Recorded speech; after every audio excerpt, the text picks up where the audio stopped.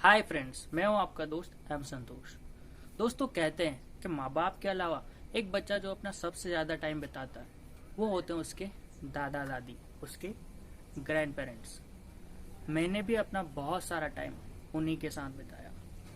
कई सारी कहानियाँ, कई सारे किस्से, कई सारी नॉलेज की बातें ज़्यादातर मैंने उन्हीं से सीखी। मुझे याद है, एक दिन हम जब खाना खाने बैठ ही रहे थे तब अचानक से एक फ़ोन आता है जिसमें पता चलता है कि दादी की तबीयत बहुत खराब है। उन्हें फटाक से अस्पताल लाया तो वहाँ डॉक्टर ने बिना चेकअप किए कहा कि इन्हें घर ले जाइए, इन्हें ब्रेन हेमरेज हुआ है। कहीं ना कहीं हम लोगों का मन नहीं माना और उन्हें एक और बड़े अस्पताल लेकर गए। जिस तरह वो सर्दी की रात गहरी हो रही थी उसी तरह हमारी उम्मीदें कम हो रही थी और वहाँ उन डॉक्टर्स ने कुछ चेकअप के बाद यही कहा कि इन्हें अब घर ले जाइए। दोस्तों, सर्दी की रात में ये हमारे लिए एक बहुत दुख भरी बात थी और कुछ घंटों बाद ही मेरी दादी ने हमसे दूरी बना ली। अभी उन्हें सिर्फ गुजरे हुए 4 महीने हुए हैं, इसलिए वो हर बात दिमाग में पूरी तरह से याद है।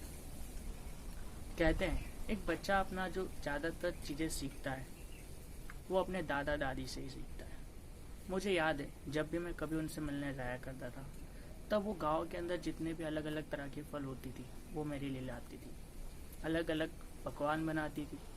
जब भी कभी वो सुनती कि मुझे कोई तकलीफ हुई है तब उनके आंसू सबसे पहले निकल जाते थे।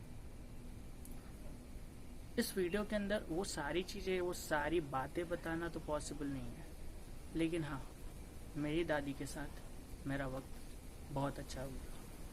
दादा का चेहरा तो कभी देखा नहीं था, लेकिन दादी ने मुझे वो सब दिखाया।